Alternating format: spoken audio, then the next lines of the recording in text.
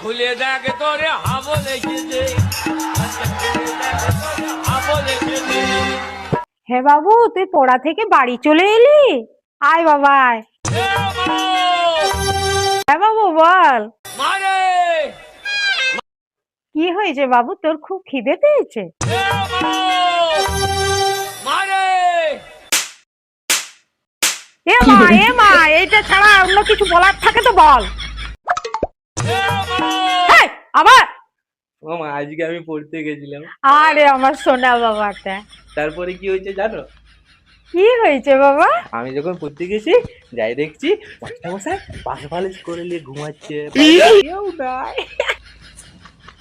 না বাবা, এরকম বলতে নেই, পড়াশোনায় মন দাও বাবা আমার। তারপরে কি হলো বাবা? তারপরে মাস্টার ঘরের সামনে গিয়ে বললো,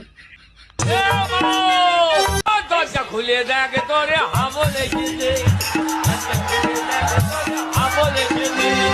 তোকে বারবার বলেছি না এই কথাটা বলবি না। আচ্ছা আমি বলবো না। মারে খুলে দেখ তোরে হাবল এসেছে।